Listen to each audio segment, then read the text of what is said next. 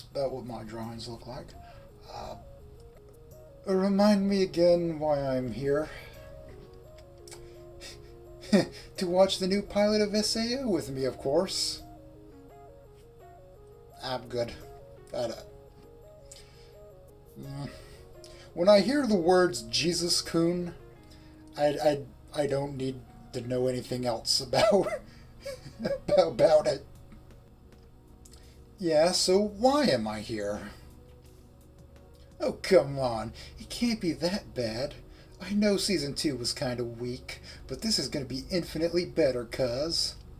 She drones on after that, but I'm not really listening till she elbows me in the side. Plus, you have me to yourself. Isn't that cool? Uh-huh. We're just outside a room in the Volcano High dorms. I didn't even know there were dorms. Bad sign number one. She's sharing a room with Rosa, they've told me.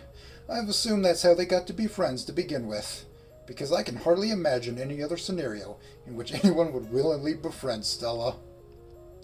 I mean, she's okay, but her random weird stuff is it's just weird. Like with the cards. If only she had normal interests, she'd be an 8 out of 10 cutie pie. Or if she kept quiet. Just doing your best. Doing your absolute best with MS Paint. She opens the door and ushers me inside. For some reason I was expecting the walls to be covered with pink plush carpeting, a rug, and bed sheets to go with it. With pink everything, really. The room looks like just another dorm room, though. Cupboards, a bunk bed, 2 desks, a mini fridge. There are some school supplies and clothes thrown around. The only out of the ordinary thing are the posters. Or to be more specific, the absence of them. Almost the entire wall is covered with dots and lines, some of which I recognize as constellations. Which I guess, to be moon cycles, is also up there right next to the bed. Sorry, I didn't really have the time to clean up. She's blushing as she says it. Kinda cute. Without much ceremony, Stella picks up a laptop from one of the desks and puts it on the top bunk. Alright, Anna, get up. I'll be back in a sec. She disappears behind a door that I didn't even notice was there, the drawings on it blending in with the wall too much. So, she wants me to, I was under the impression that we were gonna, like, sit in chairs. Maybe a big sofa. But not share a bed. A single bed, mind you. How am I gonna explain this to Fang? Fine.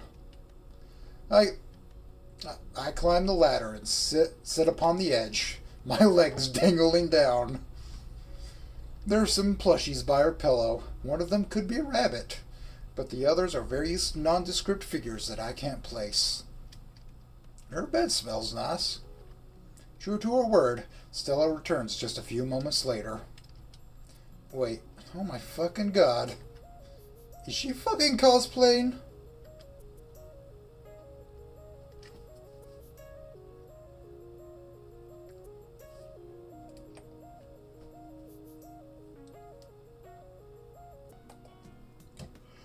In place of her usual shirt and short jeans attire, she's donned a weirdly, or should I say tactically, cut green, white leotard kind of deal, a white scarf, and a blue wig. Even with my limited knowledge, I can tell that she's supposed to be the new heroine from the Season 3 trailers. What's her name? She's even got the titty for it. The only thing breaking the image is that spindly leg grab. That spindly leg garb, whatever, with her tail, leg grab with her tail, Stella often does. Okay. Well, how is it? There's that blush again. Nice. I don't know what kind of answer she was expecting, but she seems content with nice. She climbs up halfway and motions for me to lay properly on the bed instead of sideways. No, she seriously wants to do it like that? Being pressed shoulder to shoulder in this narrow fucking bed. Not to mention other extremities. Fine, she won that bet after all. I'll never live this down.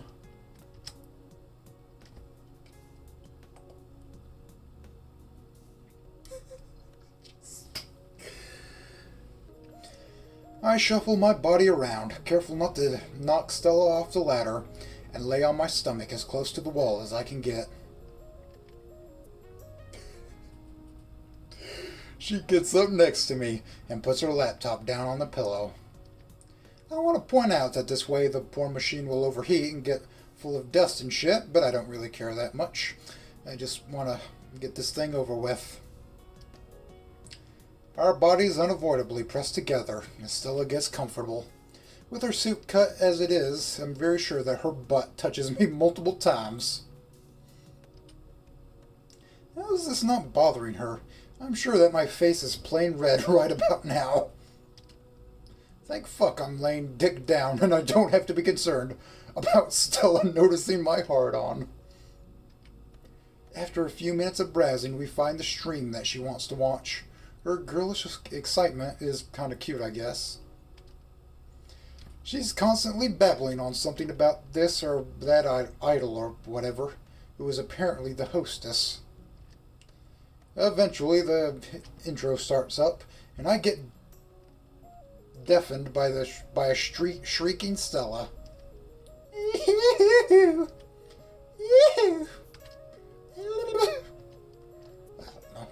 She grabs one of her bigger plushies and muffles her screams. Not for long. As soon as the actual opening comes on, she sings along in a very, very broken Wapanese. The exact opposite of English. Oh God, I'll never forget English back then. Oh Lord. Almost as if she forgot I was there. I try to be nice and gulp down the cringe fest about to come on. Truth be told, her out-of-bounds enthusiasm moves some long-forgotten part of me. The good old days. When was the last time I browsed headlines without looking for the next Titanic? Those were the days. I don't want there to be a Titanic. I want the game to be good. But you disappoint me. You disappoint me, man. I push the existential dread aside and turn my attention to the show. The opening has ended, and now we are following some generic-looking anime goons. It really isn't anything special, but Stella doesn't seem to care. Her legs are up in a crossed position to stop them from running an invisible treadmill, and her tail is non-stop thrashing around. Every now and again it wraps around one of her legs, but often she mistakes my leg for hers. The closeness and touchiness of this girl quickly push my alarms to maximum level, and I can't even concentrate on the episode. Instead of wiping sweat off my brow, I'm trying not to pay attention to her ass jiggle as she jumps every time something quote-unquote exciting happens. Oh boy.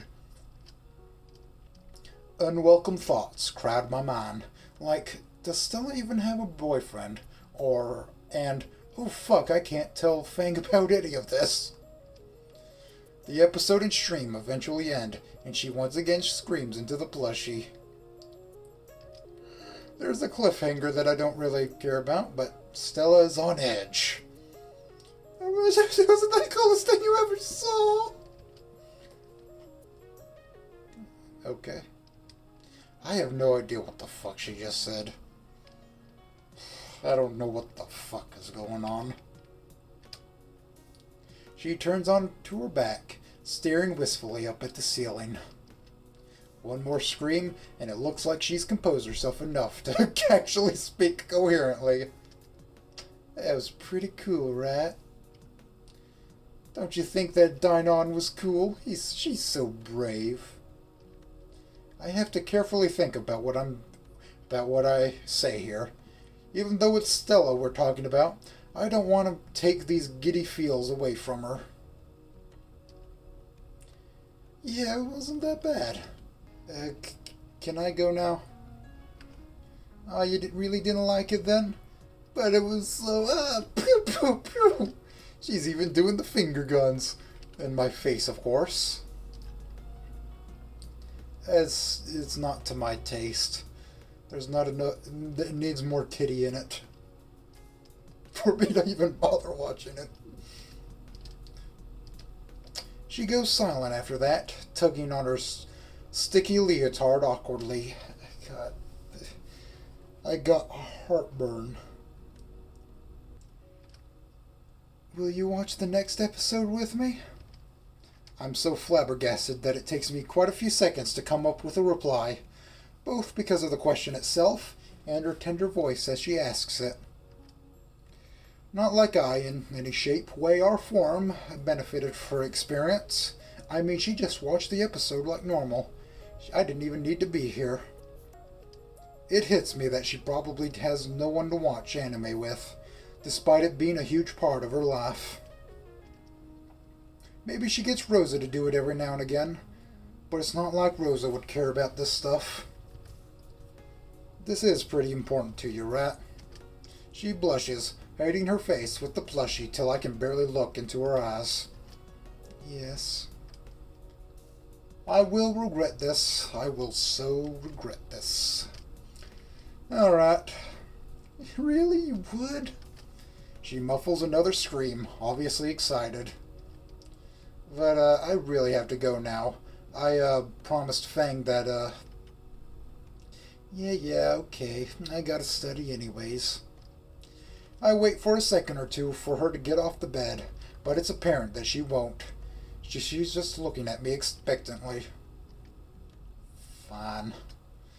I try to climb over her, touching her as little as I can. Don't look at her tits, don't look at her tits, don't look at her tits. Once again, I feel her tail wrap around one of my legs. And I stop dead in my tracks, practically doing a handstand above her. Stop. She cuts me off. With...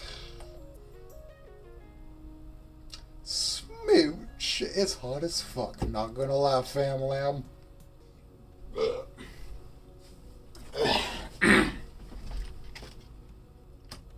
With a fucking kiss. I'm frozen on the spot. The best I can manage is not letting my hands give away as she grabs onto the collar of my jacket. In that moment, I'm unnaturally aware of the heat and scent of her body. Now her tail tightens around my muscles. Even the ever so faint strawberry flavor of her lipstick. It takes all of my willpower not to return the kiss. In fact, I might even fail a bit in this regard. Sadly, I mean thankfully. It doesn't last long. Stella withdraws one last actually painful love bite into my lower lip.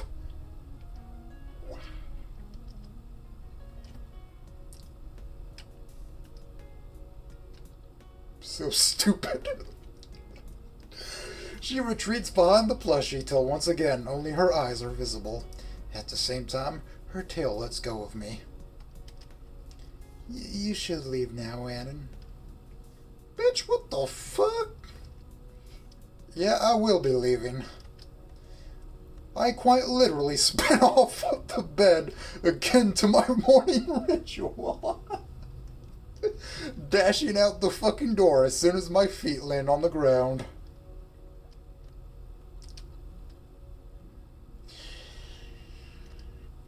My head is spinning as I exit the building. What the fuck just happened? I light one of the smokes that Fang lent me, taking a long drag.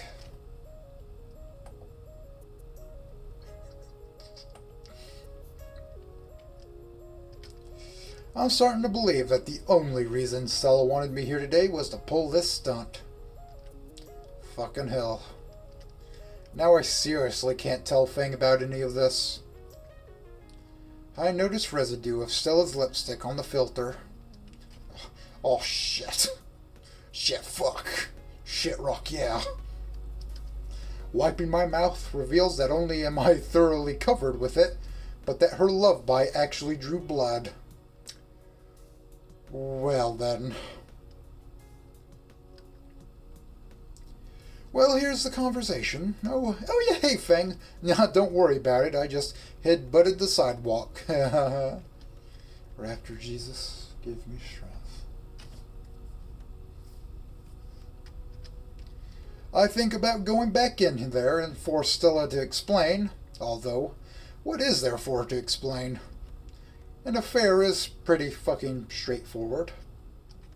The worst part is, I don't exactly hate Stella for this.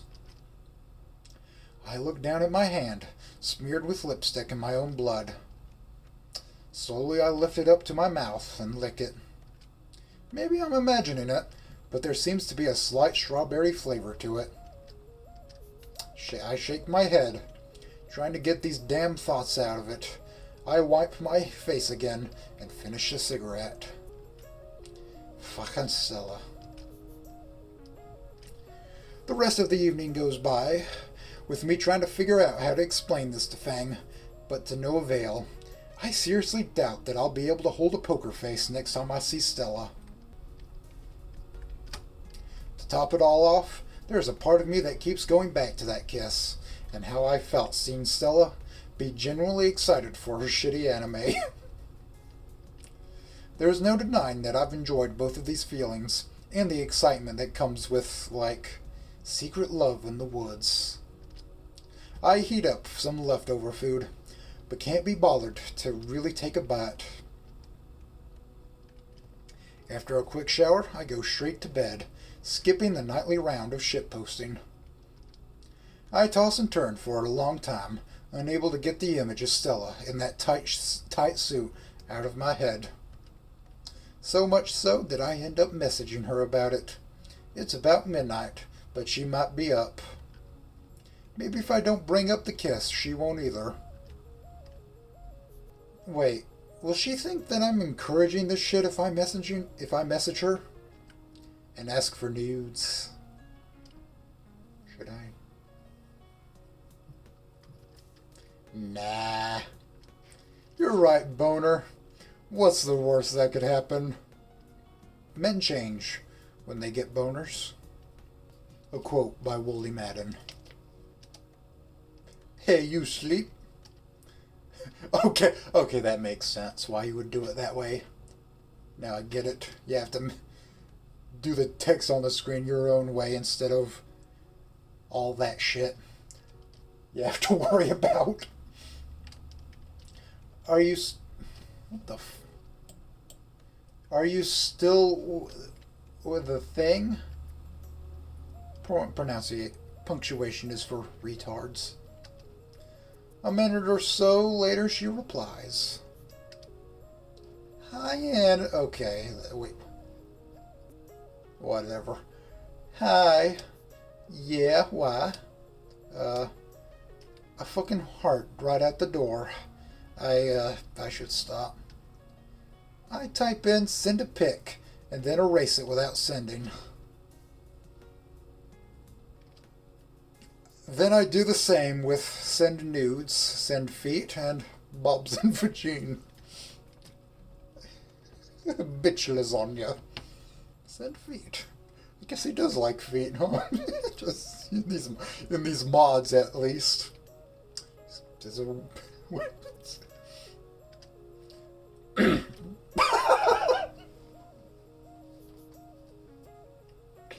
I almost fucking send bitch lasagna by accident. Bitch lasagna, bitch lasagna. Go crying to your mom. Oh, Lord. Ugh.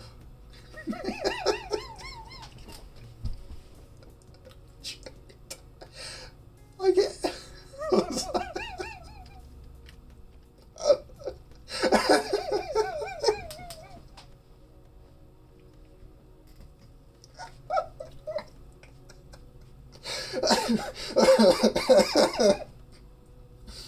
I don't know why that makes me laugh, but it does. After that, I just start typing in and deleting random letters so that she thinks I'm actually writing a message. What am I even doing? This is so wrong. I have a girlfriend, for fuck's sake. Okay, is Stella gonna cuck me, or am I cucking Fang? I'm not entirely sure where the story's gonna go, actually. But then again, my dick knows exactly what it is I want. Plus, it's kind of adorkable that she still has it on. Fuck me, here it goes. Adorkable, Jesus. Send a pic. Oh no. You fucked up. You fucked up.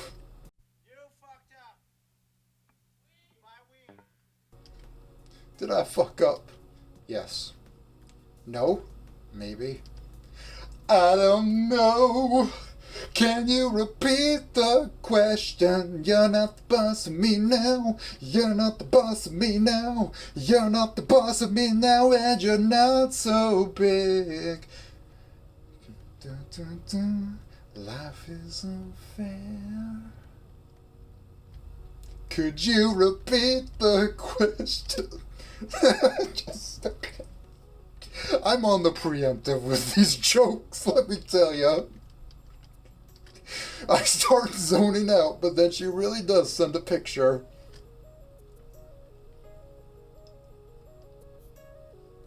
Oh dear. It's dark, it's dark. Probably didn't want to alert Rosa, but I can definitely make out two shapely legs and a tummy. For reals, she's still in the leotard. She's in bed too. One of her legs has her tail curled up on it. Wouldn't be Stella if it wasn't. I find myself smiling like an idiot, but horny and excited as well. Cute. More? This won't end well, but I can't stop now. Okay, give me a sec. It actually takes her so long to send the next message that I almost fell asleep.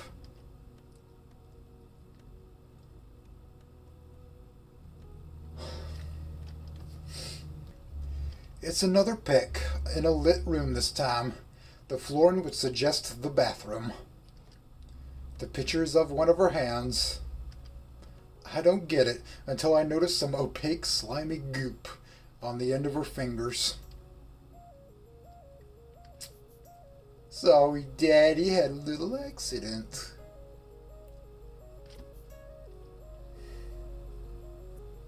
You good down there? Okay then, let's continue.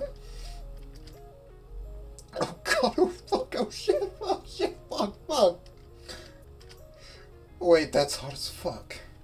Now that I think about it logically and reasonably. But oh no, did she just fucking seriously? I mean, I was jerking it a little to the other pic, but... Well, Annan, that's it. You're a Chad now. Feels good.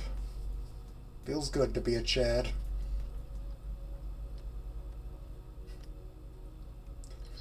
Man, it's weird seeing people post on R9K like years ago about Chad Thundercock, and now it's everywhere, the word Chad. And every once in a while somebody will still say Thundercock at the end of it. So it's not completely lost. I'm a Chad. But this is so fucked up. Should I Send an image back? No, a dick pic might be over the line. It's been like PG-13 so far. Give or take. Come on, kids, we're going home. We're not watching this movie.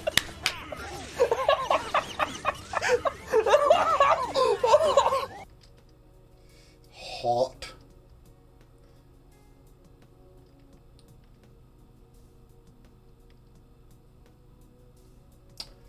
She sends another pic not long after.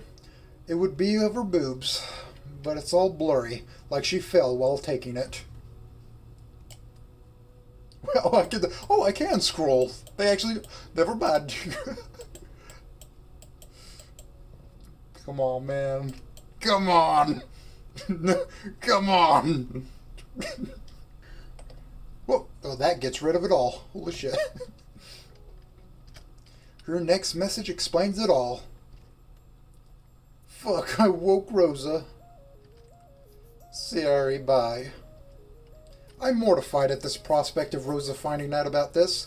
I hope Stella can explain it somehow, or at the very least, get the shoe to the face treatment for being a slut and not for sending nudes to a guy with a girlfriend. Damn, why did I do this? We change when we get boners. We surely do. I'm immediately filled with shame and guilt, eclipsing the horniness from before. There's no way I'll be able to explain this shit to Fang anymore. No, she can't know any of this. Dick still in hand, I mutely jerk off to the pic Stella sent and go the fuck to sleep.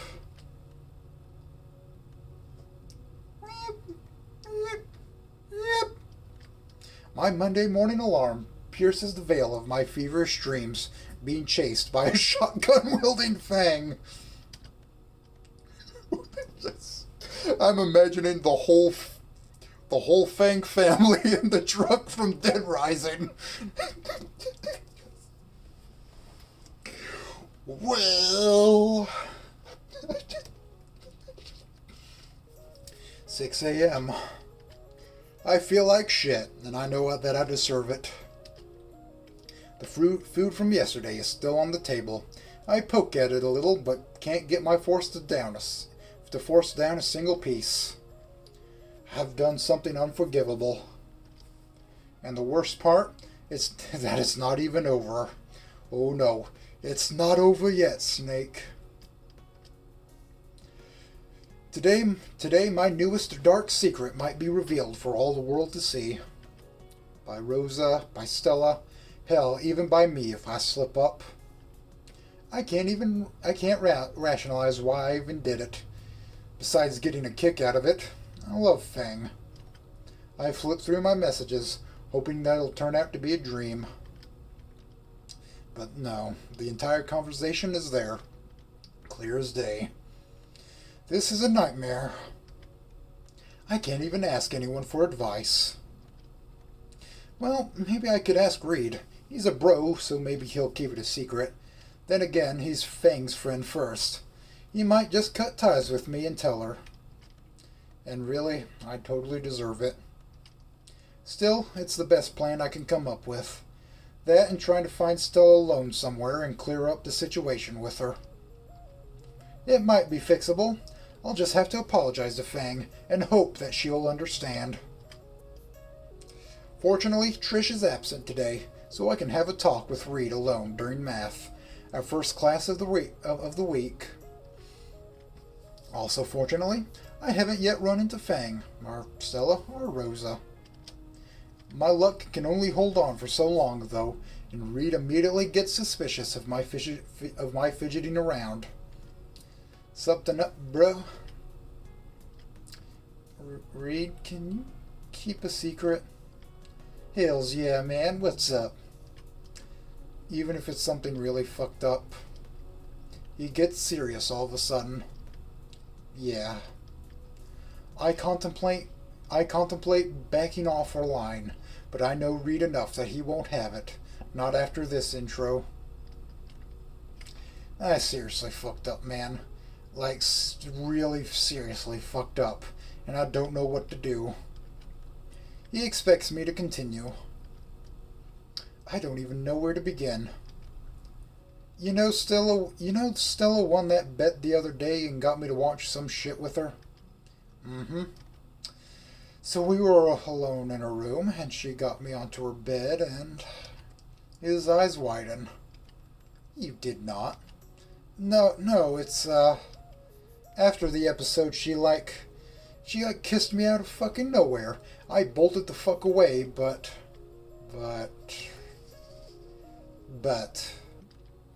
I can't do it, Reed. Jesus, Reed, you would never talk to me if you knew. I take a look around. Thankfully, nobody is paying us any attention.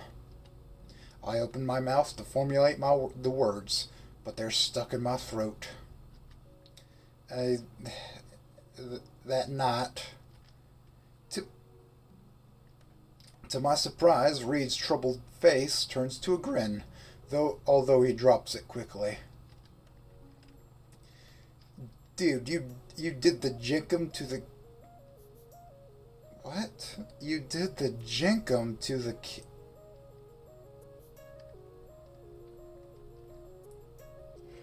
Every time I try to say it, my brain starts frying. And I have to stop saying... What? Dude, you did the jinkum to the kiss? What the fuck does that mean? Yeah, that's kind of fucked up, but like, you just gotta let her down. Like, it was pictures. She sent pictures. I asked and she sent them. That shuts Reed right the fuck up. Yeah. You serious? My silence is answer enough. Reed slumps back into his chair. He looks like someone that refuses to believe what he just heard. Man, that's fucked up. What are you gonna do? Fang doesn't know Jack, right? She doesn't. Not yet. He just nods. I don't know what to do, man. I figured that I'll talk to Stella today and get her to back off, but I don't know how to handle the Fang situation. Help me out here, ma'am, please. At that exact moment, my phone buzzes. It's a message from Stella. I show the notification to Reed for dramatic effect, and he looks back at me with a very fucking intense look. I can, Annan. I'll keep this a secret, but Fang is my friend, and I won't lie to her. I'll hold her off for today so you can handle Stella, but you better fucking explain it to her after. He sighs and continues in a softer tone. You fucked up. Fang might be willing to look the other way, because you seriously seem like you know that it's fucked. And that you were the one to fuck it into the ground. That's more than I could have hoped for. Thank you, based God Reed, man. Thanks, dude. I owe you a big one. He holds his hand up at that. Nah, you make it up to Fang and we're square, at. But this is a one-time thing, you better believe it. I'm about to respond when the bell goes off. Reed immediately gets up and leaves me with you so do not want to fuck this up stare. Yeah.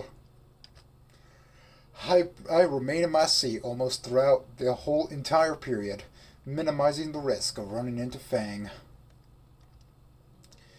Right, I should check the message from Stella. Maybe she feels guilty too. Maybe she realized that this is wrong.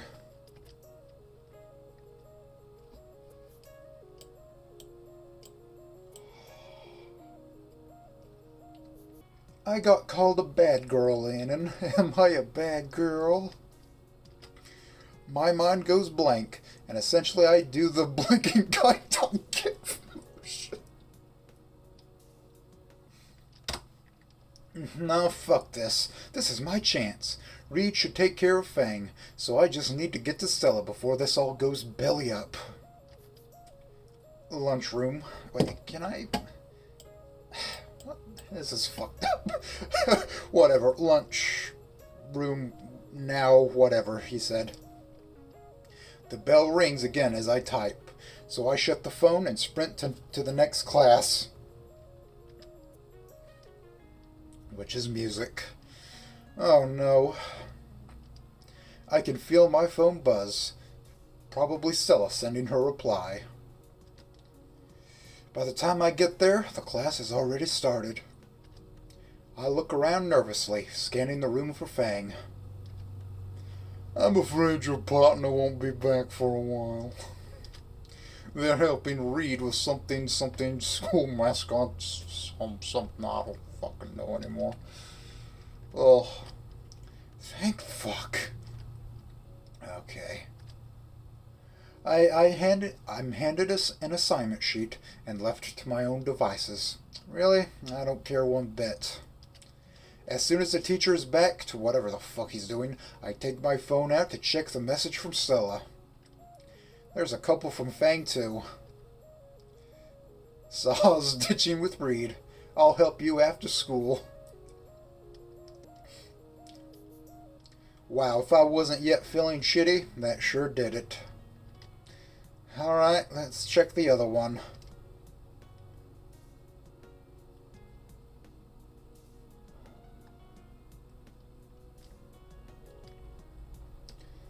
Okay.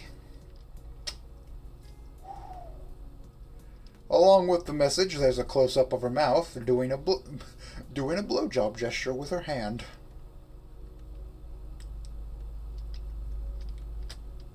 This fucking bitch. What a slut. Still hot, though. I get onto the roof with conflicted feelings. Would it be that bad to keep Stella around? That is, if we can keep it a secret. Looks like that's her agenda here. If she wanted me and Fang to break up, she's got more than enough leverage on me. Like, okay, this is a major fucking red flag, but it's not like I'm hurting Fang.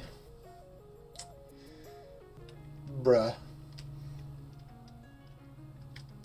On the other hand, I'm not sure that I'd be able to face myself in the mirror ever again. Fang would surely know that something's up, and then it would be only a matter of time till she figures it out.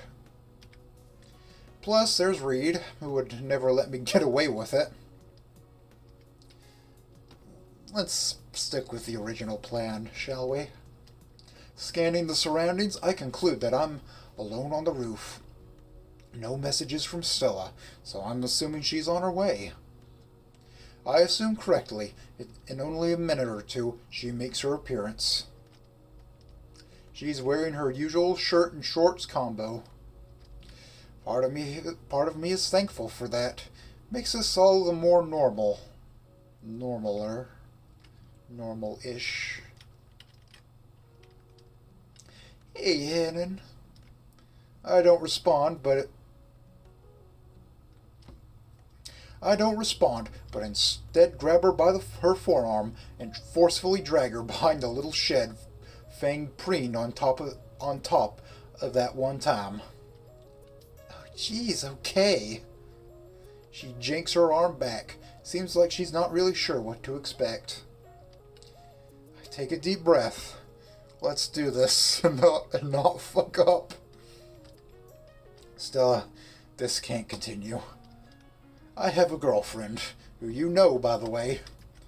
I shouldn't have led you on last night either. I'm sorry, okay? But please, let's not go any further than this. I can't bring myself to keep eye contact. There's total silence for a while.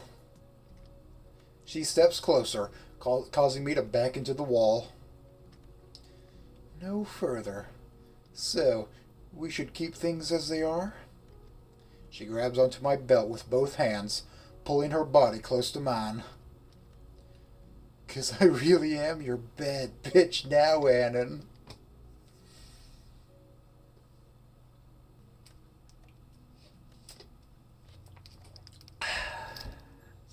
Good shit. I'm speechless. I want to push her away too, yet I can't find the strength to lift a single finger. That's not what... I'm cut off by the creaking of the door. Oh no. Oh no. Are you sure this is okay? Isn't the roof like off limits? Is that fucking Naser just way off in the background? It'll be fine. Yep, and that's Naomi. I could never forget her annoying ass voice. Shit, fine. Let's do this. Oh god, what are they doing?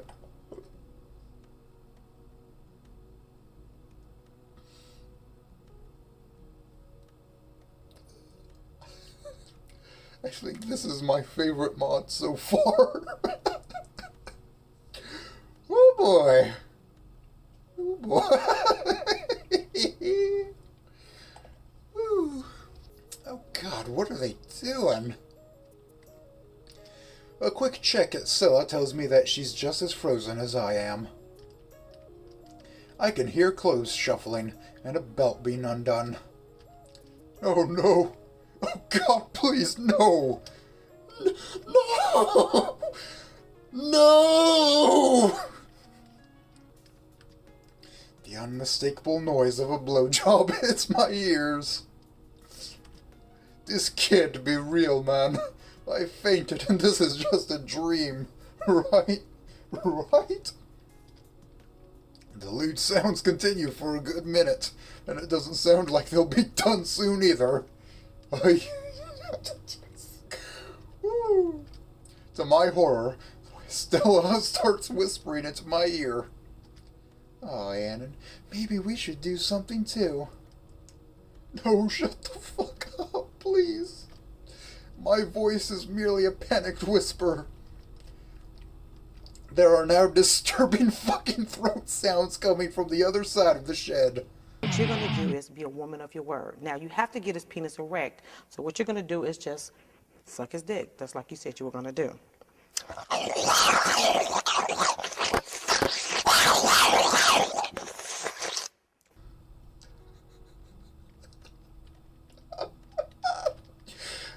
Can you hear how hard Naser is giving it to her? So hot, right?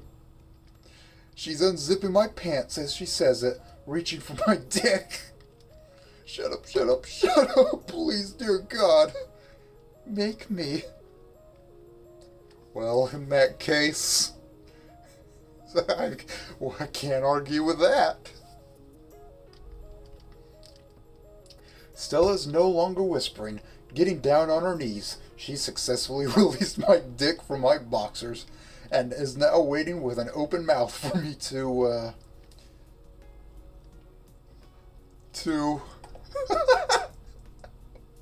hydraulic Stella for the win. Please, no bully. Ooh. Oh boy. Fuck, did you hear that? Nah, I didn't hear anything. Just keep going, keep going. Damn it. I can see Stella getting impatient, taking a breath to say something again.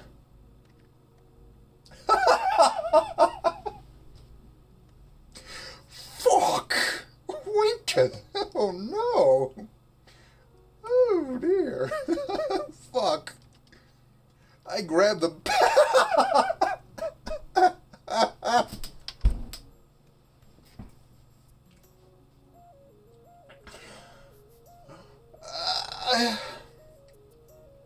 I grab the back of her head and force her to take it all. Bitch wants silent, I give her silent.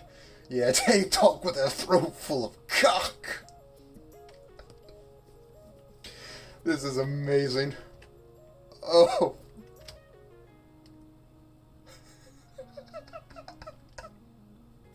Ooh, must have been fun drawing that. She's surprised, but to her credit, she doesn't gag one bit. This makes perfect. I keep her like that, her short snout pressed up against my stomach. What a scene. Whoa. Oh my lord. My whole body is shaking in panic, yet I'd be lying if I said I didn't feel great. With her unable to move her head, instead I can feel her tongue exploring my length. From the other side of the shed, the noises have already resumed.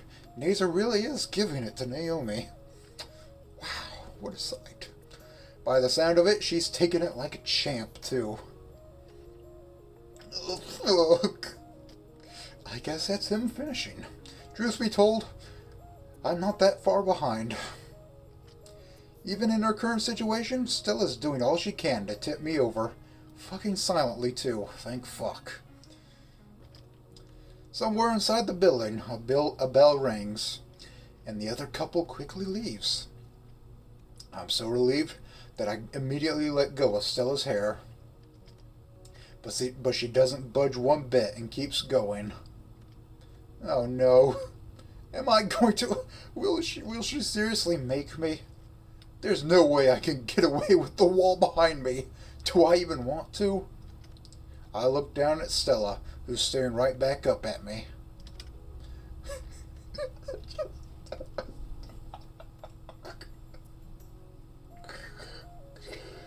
Oh, what you see, what you see, what she sees. There are tears running down her blushed cheeks. My dick still embedded deep in her throat. Nothing but the bulge on the outside can be seen of it, amidst the strands of saliva almost reaching down to the floor. Whew, dearie me. Fuck. I grab into her hair and start to awkwardly move my hips back and forth. Once again, she takes the impromptu face fuck like a pro. Just who is this girl? Soon I reach the point of no return. With one last shove, I force the entire thing down into her throat again. And there I go. Stella closes her eyes, taking the load with loud gulping sounds.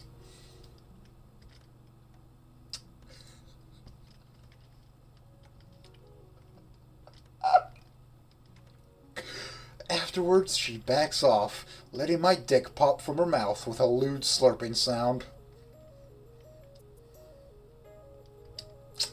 Using her shirt, she cleans up the drool the best she can, humming to herself contently. Meanwhile, my heart has practically stopped. With the climax over, shame and helplessness wash over me double-fold. Why did I jerk off to this? Why? It's disgusting.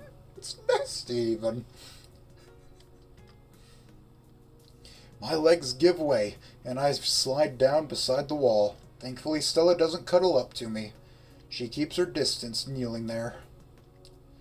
Maybe realizing how far she went, or maybe foreseeing how miserable she's made me. I almost fucking choke up on the spot. Poor Annan. That's it. My life is fucking over. You done it now, Anonymous. You done goofed. Stay there, legs splayed and softening dick still out.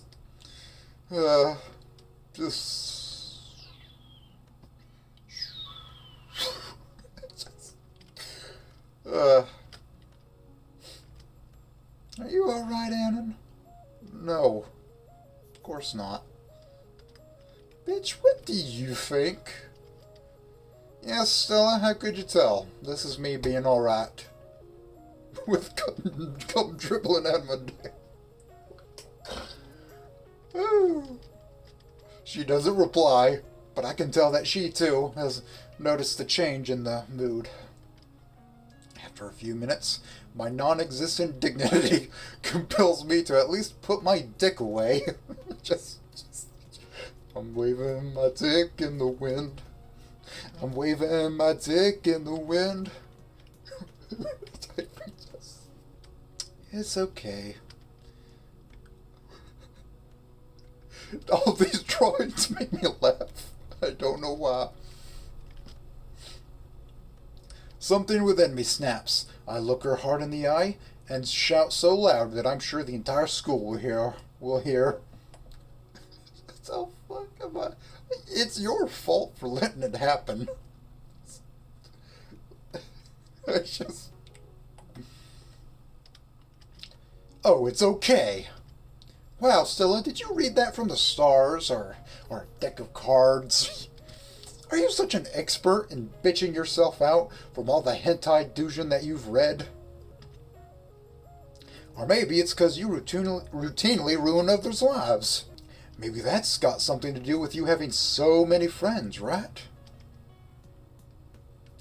Maybe you should just fucking neck yourself, retard. What the fuck?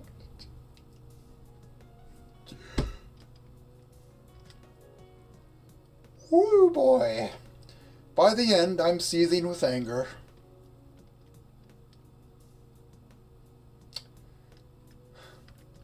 Somewhere deep down, I know that I'm just looking for an outlet to vent my spin-up feelings. And that I've gone way, way too far. Maybe she's done something wrong, but I played along. Hell, I sound like all the run-of-the-mill bullies from my old school. I want to keep shouting, but I don't even have the strength for that anymore. My shoulders drop, and I can just barely keep myself from curling up in fetal position. I just now noticed the hot tears running down my face. By some miracle, Stella hasn't left yet. From the corner of my eyes, I can see her fist shaking, grasping the end of her jeans so hard that her knuckles have turned white. Take that back. Anna, take it back. Please. Her voice is soft, sounding like she's choking back her tears right now, but I won't be able to for long. I feel utterly and completely miserable right now. Somehow, I've managed to piss off or alienate everyone that I know and hold dear in just a few hours. If I don't do something, I'll end up alone again. Fang and Reed can be mad at me for good reason. Hell, I won't even have anything to say if Nazar breaks my arms, or my neck. But Stella, no, I really did just say some fucked up stuff. She might be a huge bitch, but she doesn't deserve this. I'm reminded of her giddy, pure, and genuine excitement for her show yesterday. I can't turn someone like that into a broken, cynical dipshit like me. Unlike everything else, I still have a chance to make this right at least. I'm sorry. I take it all back. You're not so bad, Stella. I wiped some of my tears off. Not that it really accomplishes anything. She scoots closer, placing a hand on my shoulder. We stay like that for a good while, till my sobbing subsides.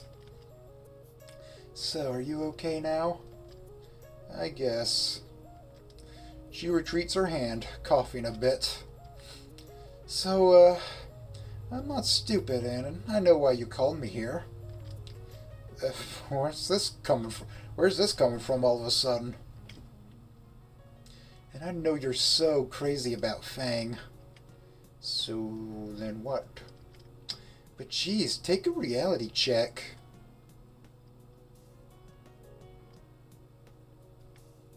What? You've known her for what, a month? Listen here, you little shit. You've been dating for half of that, tops. It's not like you're engaged or whatever.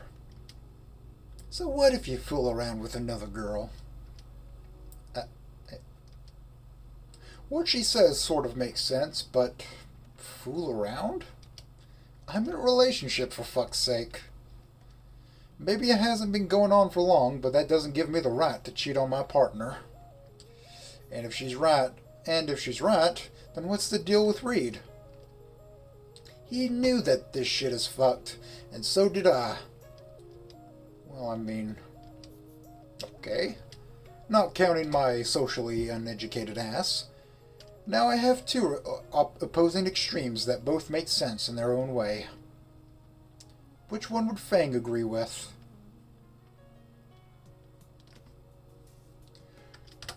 Let's assume that... Manon? Huh? You've been, like, mumbling for 2 minutes straight. Is everything okay?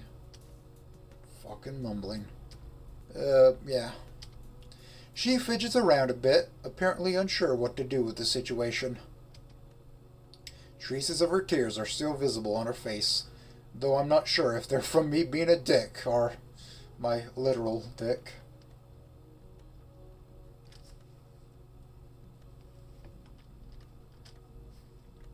I don't even know which would make me feel worse anymore. I decide that changing the subject is the best course of action here. So, like cards?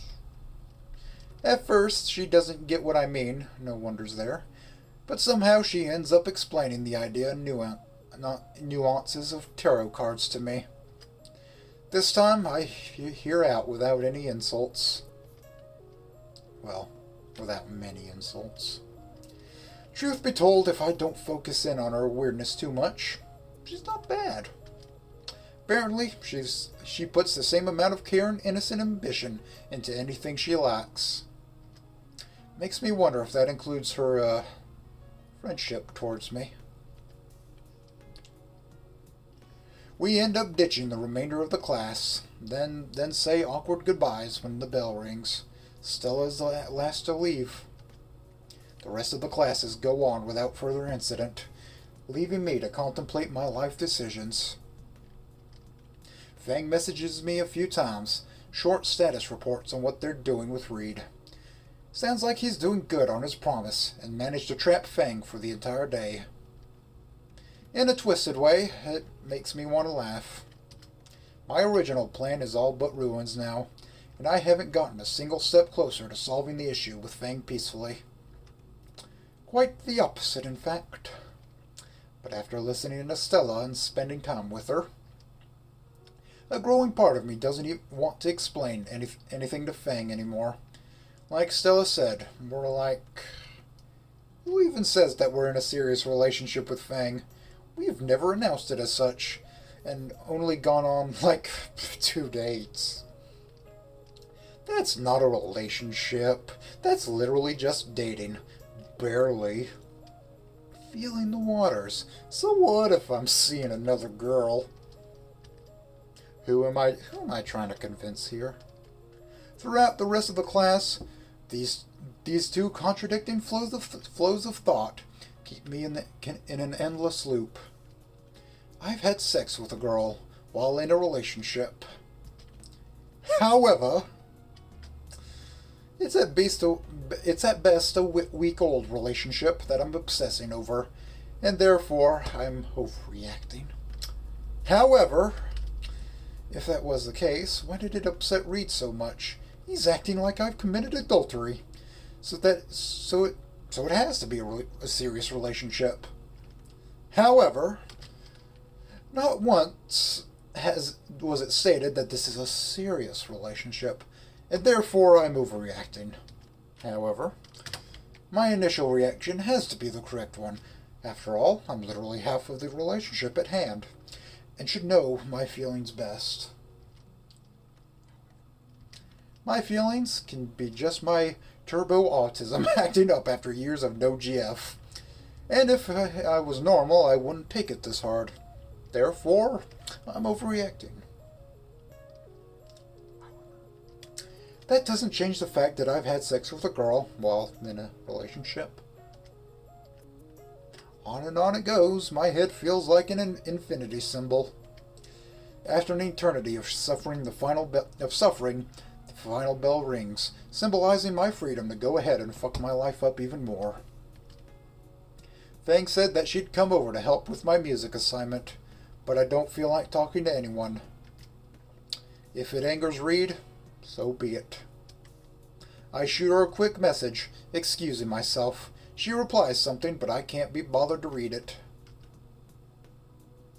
Back in my shitty flat, I end up sitting a long time over the now day-old tray of leftover dino nuggies.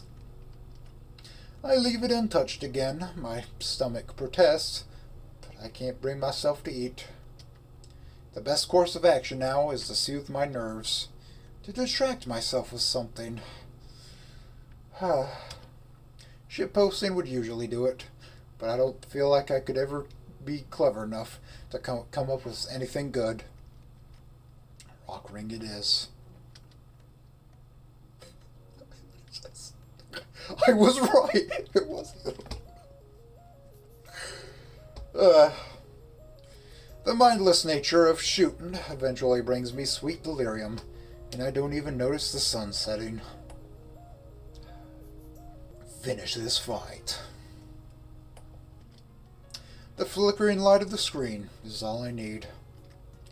After what could have been 8 hours or so of just zoning out, the events of the day painfully crawl back into my consciousness.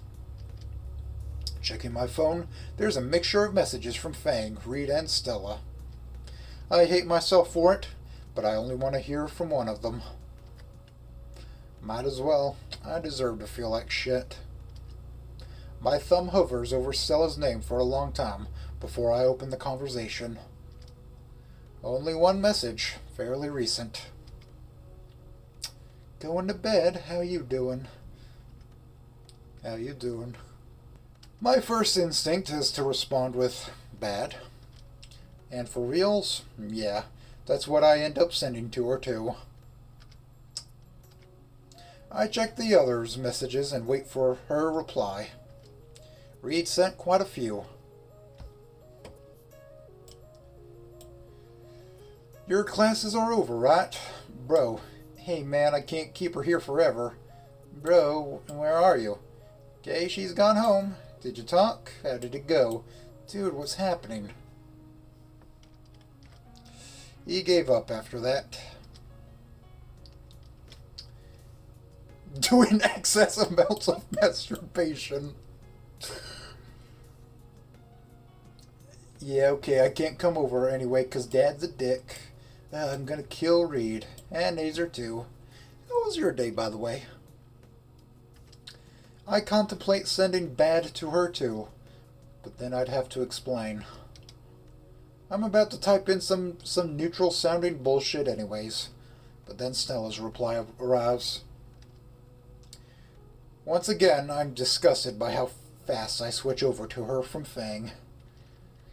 And yet there's that unmistakable feeling of excitement in my stomach. Aw, want me to send you something to make you feel better? Do I? I don't even know anymore. How are you feeling, I guess? Hot? Seriously? Yeah. No, I mean seriously, how are you? Oh god, how long is that reply gonna be? I'm rewatching Gurren Lagann. That's it. That's the answer. I need to believe in the you that believes in me. It was so simple this whole time. Huh. Do you like it? Of course I do like it. Oh, wow. Wow. What a pleb. No, my tastes are ultimately better, cuz... Wait. That's not what I've asked.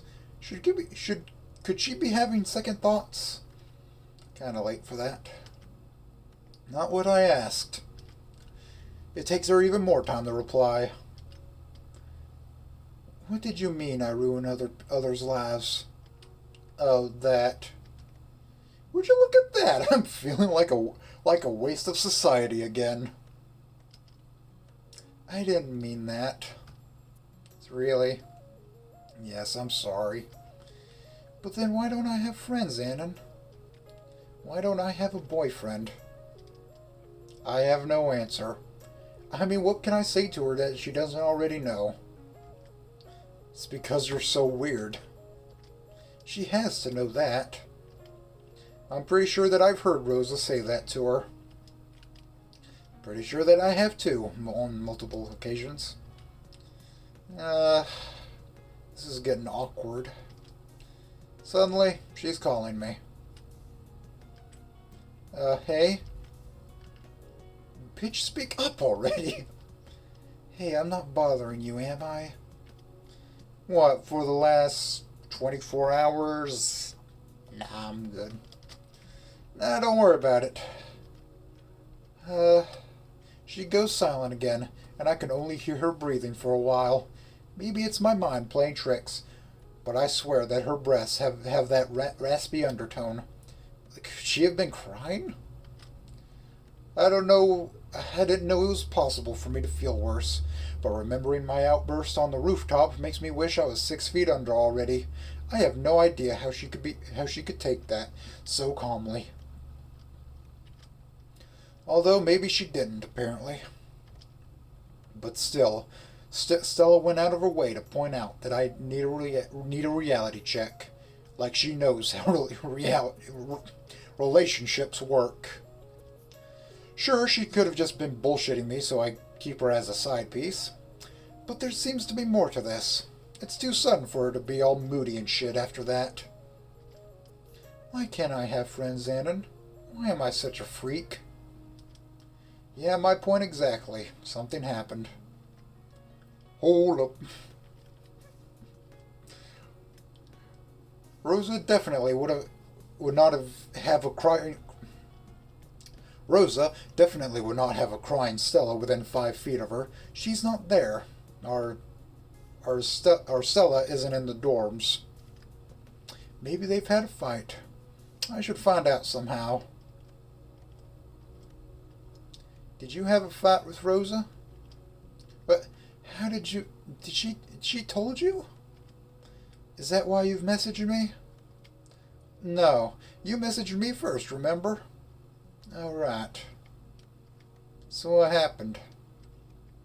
Why do I care? It wasn't a fight. Not really. Some of Rosa's friends came over because they were going out, and Rosa... She wanted me to come along, but I didn't want to because I didn't want to ruin their fun. And then Stella and then Rosa wouldn't let it go. And then she said something mean. And I got mad and said something mean too. And then they left and I stayed, and I feel so bad now. She's talking increasingly faster, but I think I've got the gist of it. It honestly doesn't sound that bad, and yet Rosa said something mean to her. That'd be her first. I mean, her usual go-to is the shoe, so it had to be something fucked up to get Stella this mad over it. Like more so than me literally telling her to kill herself.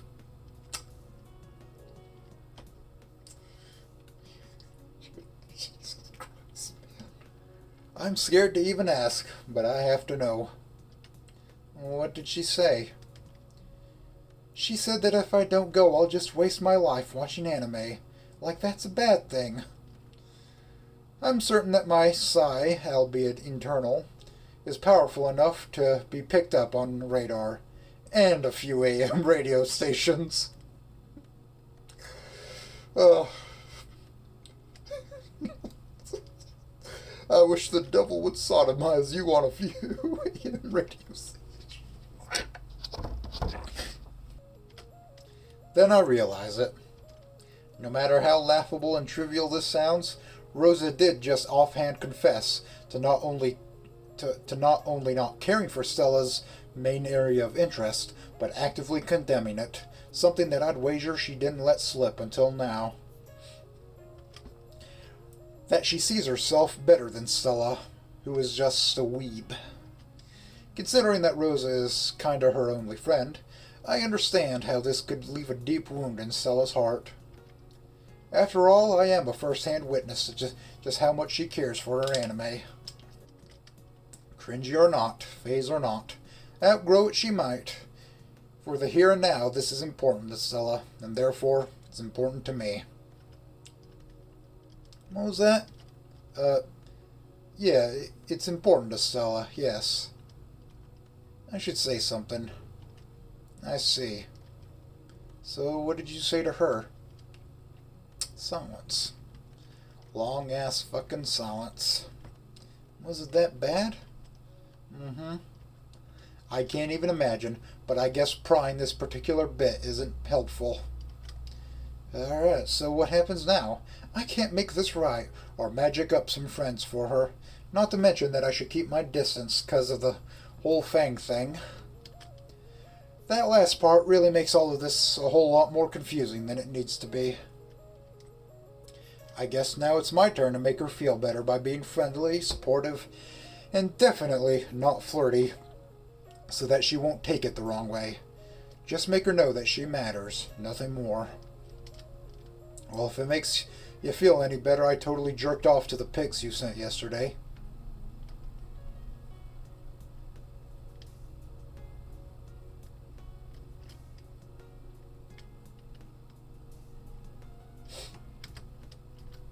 What the fuck is wrong with me? Maybe there's a reason why I write drafts before eating a pizza.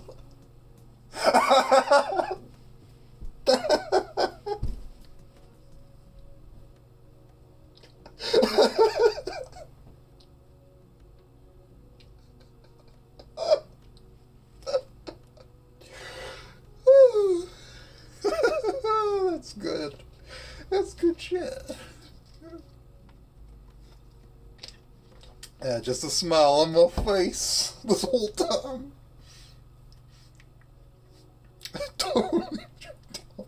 I totally came to you. Evasive maneuvers. Damage control. Damage control. I mean, do a tarot card reading for me. Meow. You did?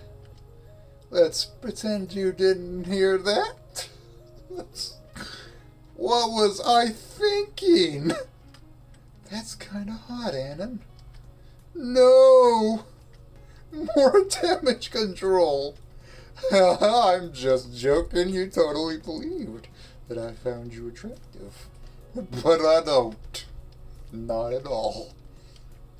Oh. So you didn't like them?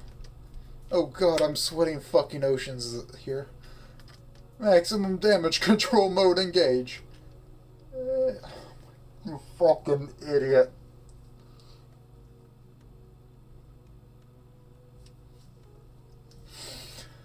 No, not one bit. Didn't even get a half chub. How could I, right? they were terrible. Yeah.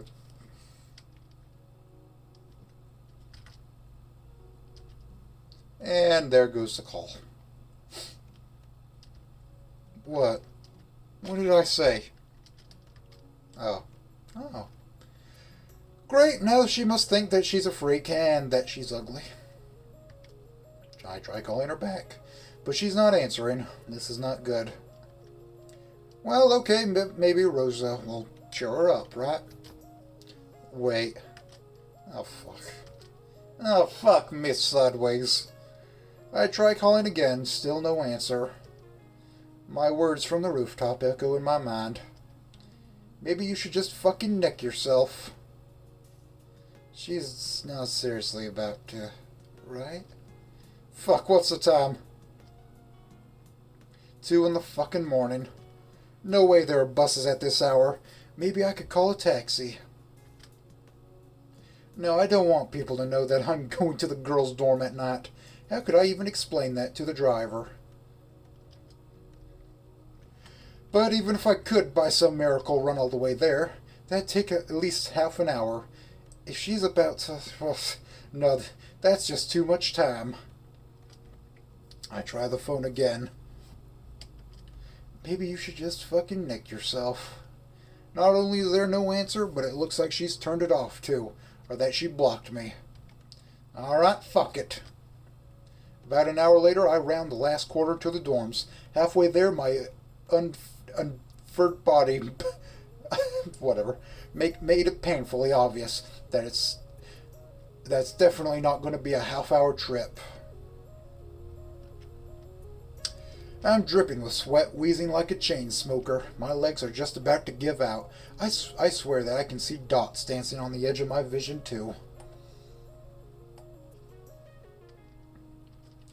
I've tried calling Stella multiple times to no avail. Even tried Rosa once. But 1 second after I dropped Stella's name, she threw a wall of Spanish curses my way, then hung up. At least I think they were curses. And what is up? Rosa, I think Stella's about to... Stella, fucking puta, la madre que pariu. You're not listening. She's gonna fucking... Stella de Veticada. Tomar. He's at it once again. It's Tomar time again. Merida. Like that. There's no commotion outside the building, so at least she's not jumped off the roof or anything dramatic like that. People would have noticed, right? One last deep breath, and I'm jogging to the building. Almost made it inside, too, before someone tackles me. Hold your horses, boy. Where do you think you're going? We're closed for the night.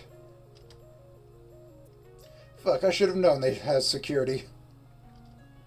Dude, you gotta let me... Hello there, how are you? Oh, I'm sure that you'll be able to work this out with your girlfriend in the morning. Why the fuck is no one listening? She's about to fucking kill herself, man. You have to let me in. He's taken aback, but still won't let go of me. What are you talking about? Stella's gonna fucking neck herself, you meteor dodger. Let go of me, retard. Oh, I'm gonna be spending the night in a cell, aren't I? The guard looks like he doesn't know whether to break my jaw or throw me into the bushes. Maybe both, in that order. This is taking too fucking long. Any second now she could be. Still, this asshole drags me into his booth or whatever, instead of letting me save her. You stay the fuck here. I'm gonna make an announcement. This better not be a fucking joke, you hear me? He gives me the dead eyes, as if I fucking cared. This the weird stego chick you talking about? Yes, it fucking is. Stella. The PA system cracks the laugh, and the guard's voice booms over the empty corridors. Stella, come to the entrance immediately. He repeats it, and I'm left there dumbfounded. Are you fucking high? She's not gonna come here if she's dead. Watch your fucking mouth, boy. What's your name? My name is Annan Moose. He returns to the PA one more time. Stella, come to the entrance. Annan is here for you. My heart skips a beat. Oh, that's just great. Now the whole school will know that I visited the girls' dorms late at night. Stella specifically. I can just about imagine the rumor mill. I'm getting increasingly nervous as we wait. Thankfully, we have view of the shitty cameras, and eventually a Stella-shaped blob shows up on one of them. Tremendous weight lifts off my shoulder, and I almost tear up. She's okay. She's alive. Thank fuck. I don't even care if I'm getting arrested now. We watch her make her way to the gate in silence. A dozen doors open all over the place, but nobody stops her. Once she gets close enough, the guard gets up to meet her. I'm practically on his heels. As soon as Stella is through the doors, I rush up to her, embracing her in a tight hug. Annan, what's going on? Oh, fuck, you're alright. You're okay. She doesn't really know how to respond, and I don't fault her for that. I can feel her awkwardly returning the hug, but the guard soon breaks it up. Okay, boy, you mind telling me what this is about? I was wrong? Yeah, no shit. He looks at his watch, then sighs. Here's what's gonna happen. I'm gonna write a detailed report of how a certain animus caused a serious disturbance here late at night, and you bet this is gonna have consequences. While I do that, you two take whatever the fuck this is up to her room, but no funny business, or so help me, I will make you a sex offender in that report. We're both 18.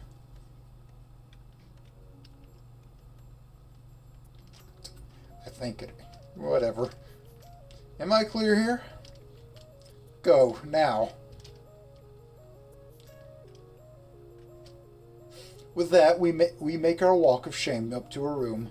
The stares of the lingering strands of students practically drill holes through us. I'm sure that half of the school already knows, and that the rest will know come morning. Including Fang. I don't know if I'm making another mistake here or not, but I decide that turning my phone off is the smart thing to do. Neither of us speaks up while she's locked the door behind us. Actually, not even after. The room is not how I remembered it. It wasn't tidy the last time either. But now it has shit thrown around everywhere. More clothes, books, cards, linen from both beds. I can even see the side of the laptop jutting out from under a cupboard at an angle that surely isn't within the bounds of intended use. The desks, too, have almost all their shelves pulled out and thrown about. A total battlefield. Makes me wonder if this is a result of her fight with Rosa, or if it happened after. We sit down on the remains of Rosa's bed. Stella looks awkward and unsure, like a doe in the headlights. Her hair, her mascara, it's all messed up too. In other circumstances, it'd be kinda hot. This has got to be about her worst day ever. I can't help but notice her cute pajamas though. The best I can describe them is girly. Seriously, what a 6-year-old would wear, complete with a mosaic pattern of teddy bears. I'm so lost in examination that I almost missed her soft voice. Anne, what is going on? Why are you here? When the call, and then and then Rosa, and then I'm here. What? Alright, let's try that again. When you hung up, I remembered how I shouted at you on the roof, and that you're fucked up now, and that Rosa won't be here, and I thought that you'd want to, and then I hear, but the dude the guard dude wouldn't, and then stop. You're not making sense again. Yeah, come on. I take a deep breath and give it another go. But she stops me. I got it. She looks away, embarrassed. I'm sorry. What's she talking about? I'm the one that fucked up everything. No, Annan, you're not. If it wasn't for me, you would be at home happily sleeping. Hell, maybe you'd be with Fang right now. It's like you said. All I do is ruin others' lives. I want to protest, but she covers my mouth with a hand. Guess after my eloquent speech, it's her turn now. You were right that I shouldn't have. I shouldn't have kissed you, and I shouldn't have done any of the things I did. But I was so happy that I finally found someone that doesn't think anime is just a waste of time. And I knew that you're with Fang, but I was so caught up with the idea of finally having a boyfriend that I could talk to, and who would care for the stuff that I care about, that I just... And then that night you messaged me. I was so happy about it. But then all the stuff you said on the roof. And I know you took it back, but I knew that you were right. Nobody wants to be my friend. Not for real. Even with you, I'm just such a homewrecker. I desperately want to interject before she gets to the murder-suicide part. But you still wouldn't want me to go. And here too now. And you're here now too, and She starts shuffling around, slowly inching her way to me. I can't help but sit there, frozen to the core, as her slender fingers make way for her strawberry-flavored lips. The kiss, same as the last one, starts slow and awkward, but whereas she pulled away last time, this time she doubles down. I can feel a dexterous tongue slither into my mouth, and any resistance I might have had melts right away. Every fiber, every atom of my body knows now how wrong this is, but I couldn't care less. Our hands find each other, fingers intertwining. I lay back on the bed, and Stella gets on top of me. The kiss breaks merely so we can take a breather. Her hot breath is driving me crazy. I look into her eyes, and she looks back to me. We both know that we should stop. Hell, that we shouldn't have done any of this to begin with. But our lives are forfeit already. Not a second passes that we're connected again, silently confirming that there are no brakes on this train, not anymore. Our hands drift apart and start to explore all the fun new places. Her scales are smooth but hot against my palm. It doesn't take me long to figure out that she's not wearing a bra right now. Titties. Cool titties, madam.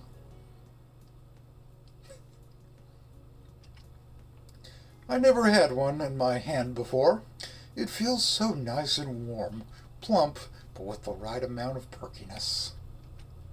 Meanwhile, Stella has settled into kind of a missionary position. Or, like, reverse missionary. What's it called when the guy is on the bottom? Anyway, she's grinding up a storm against my jeans, hiding one diamond of a dick. Oh, shine on, you crazy diamond. Shine on. You crazy diamond.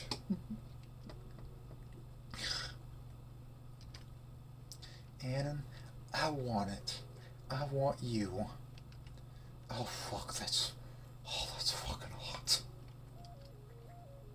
We're locked in another kiss, only awkwardly breaking it up so I can take her shirt off. It would have been nice to have a look at her like that, but feeling her bare breast press up against my chest is its own reward. But yeah, we should get on the undressing me situation, I guess. How complicated can sex be? I mean, really. Lots of people have it, I'm told.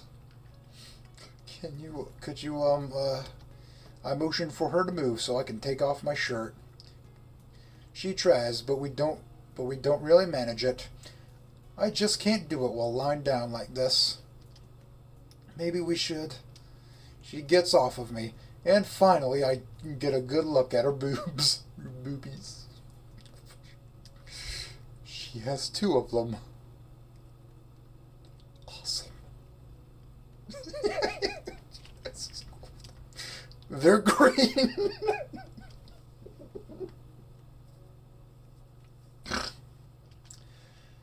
The right one points to the side a little. Personality. Get naked already, jeez. The contrast between her nervous fidgeting against the top slut tier blowjob on the roof is day and night. I don't really get what's the difference, but I don't mind. Maybe that was bad bitch Stella, and this is the real Stella.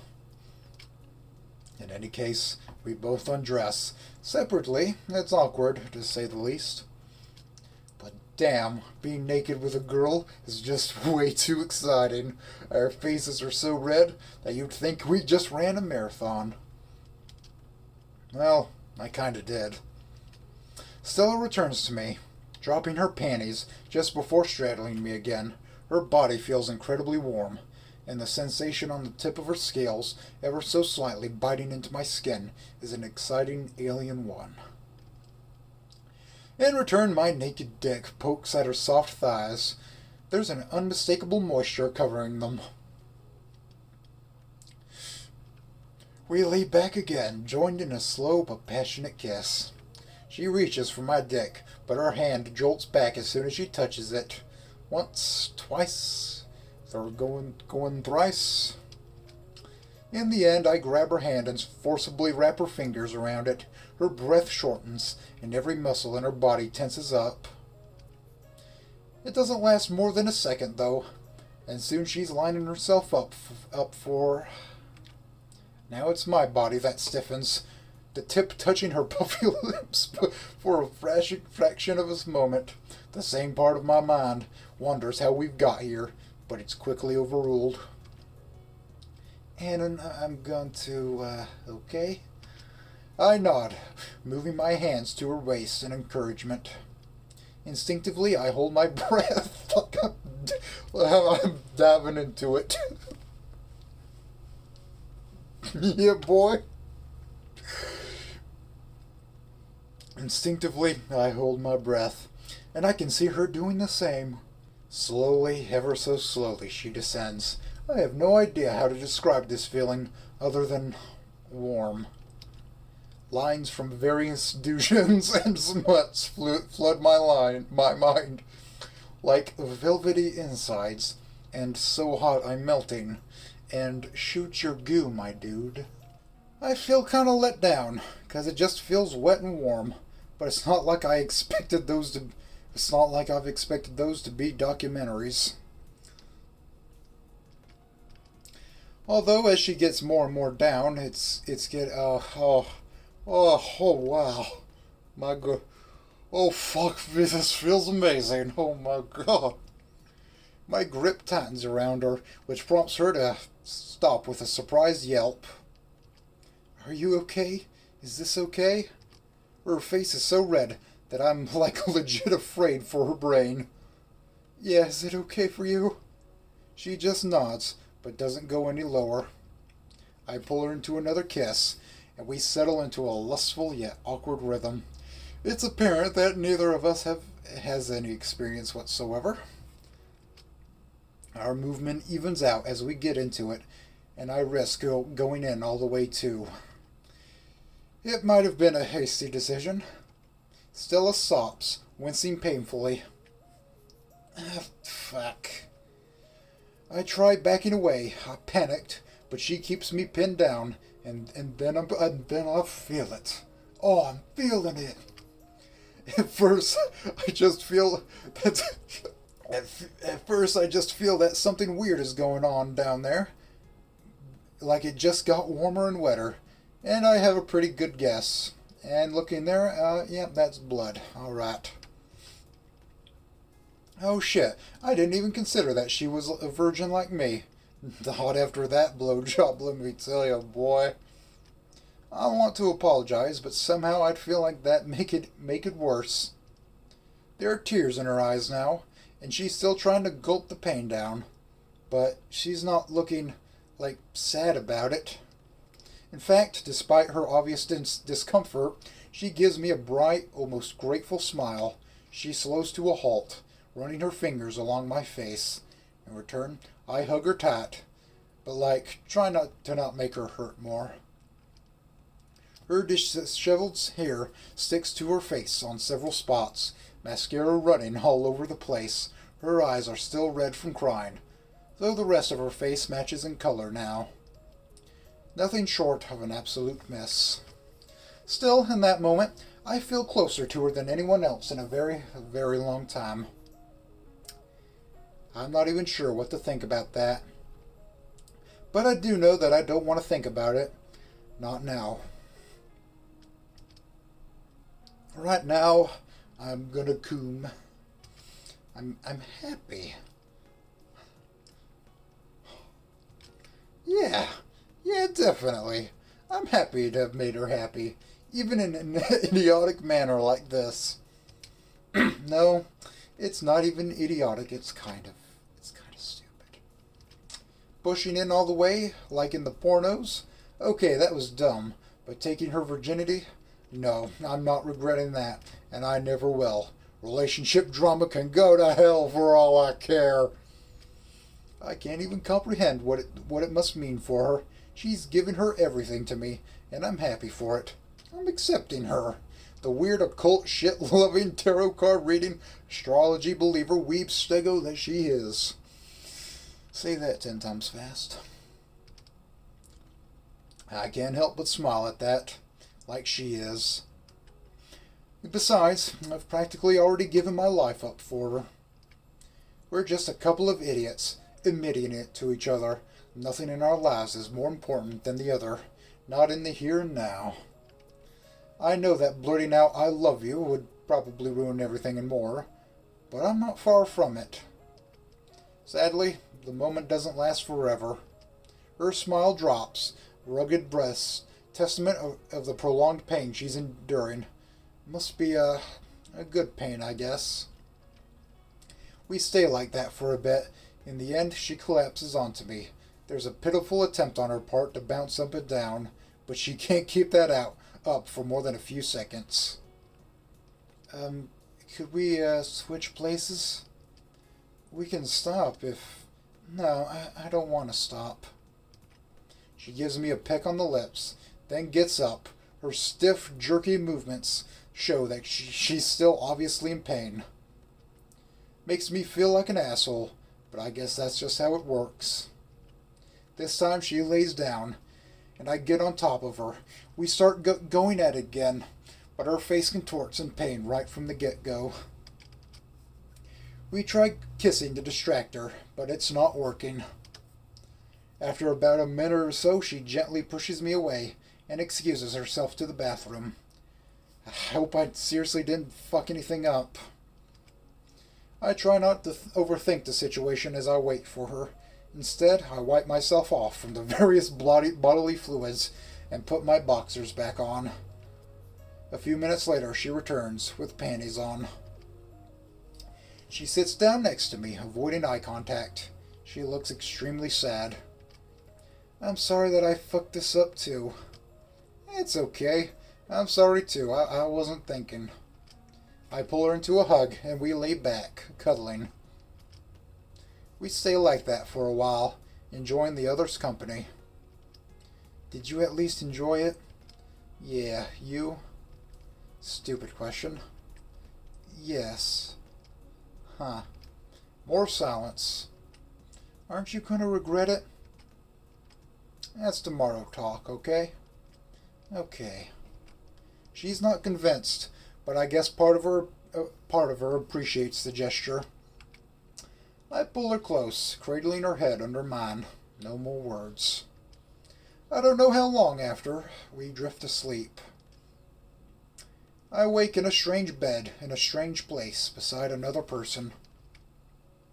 It takes me a few seconds to recollect the events that have transpired, and when I do, I'm filled with nothing but dread. Well, that's not quite right. There is a persistent rebellion lighting up inside my soul, unwilling to take the blame anymore. Oh dear. With the feeling of Stella's warm body in my arms, and the harsh coldness of my crimes in my head, I am no longer able to tell right from wrong. Was it wrong of me to cheat on Fang? It was, and I will not, hold anyone else responsible for that. Was it right of me to come to Stella in her time of need? It was. Who else could have done it? Hell, who else would have done it? Even if her life wasn't ultimately in danger, with all of her friends gone and all of her pride crumbled to dust, she was about to go down a very dangerous road. I will never ever be ashamed of stepping out of the massive apathy, stopping a disaster before it could take hold.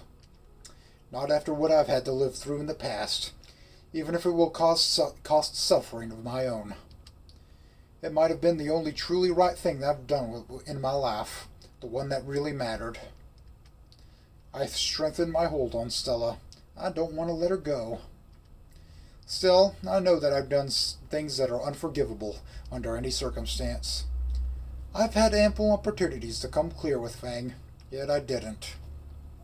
I couldn't trust her with the truth, and I couldn't share the burden.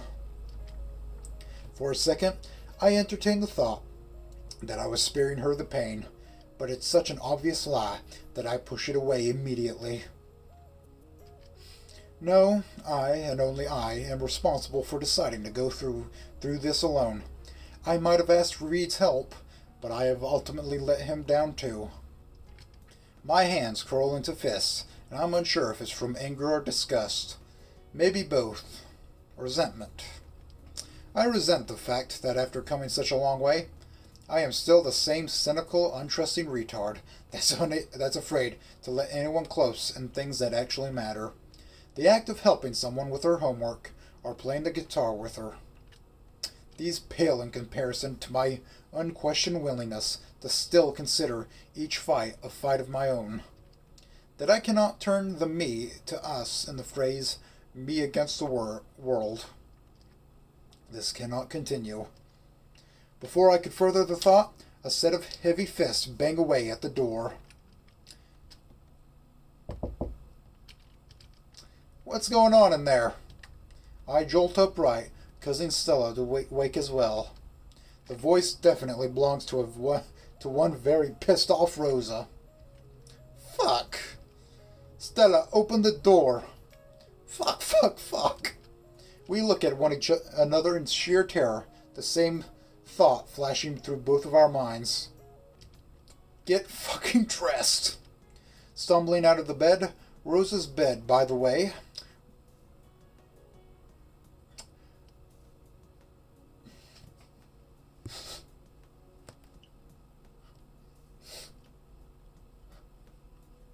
What in God's good great name happened here?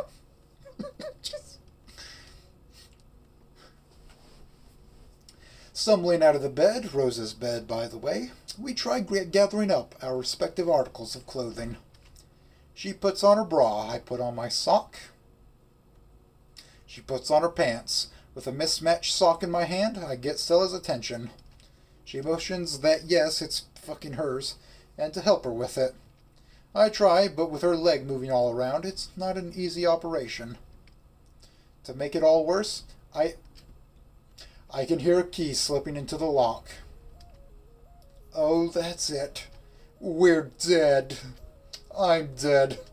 Oh, the shoe. Oh, where's that shoe gonna go?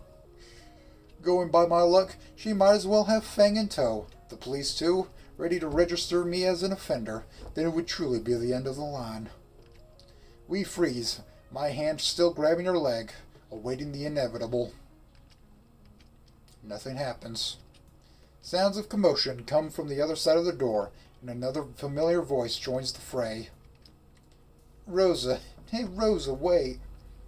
I refuse to believe it. Is that Reed? What's he doing here? After all that I've done. Is he? Don't go in. Why wouldn't I do that, pendejo?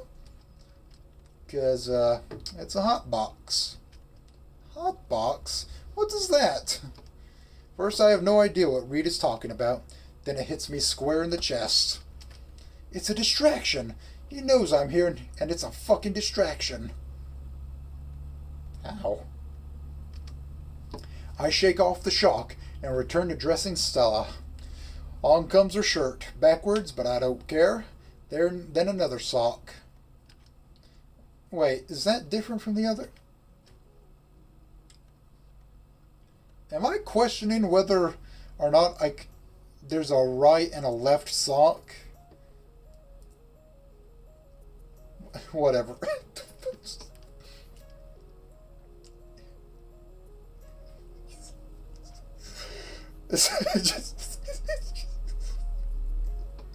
No matter. No time. Fragments of the outside conversation hit my ears, along the lines of, "Can't let the smoke out or Stella's gonna get banned from the dorms." But Rosa isn't taking the bait anymore. In midst of putting my shirt on, the door opens. Rosa looks at me, then Stella, then around the room, then at Stella again, but in the end her eyes lock onto me.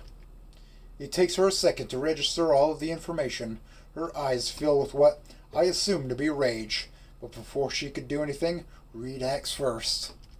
To my disbelief, he puts Rosa into a very familiar chokehold from behind, trying to avert her gaze. Damn, Reed. Jesus. Too little, too late.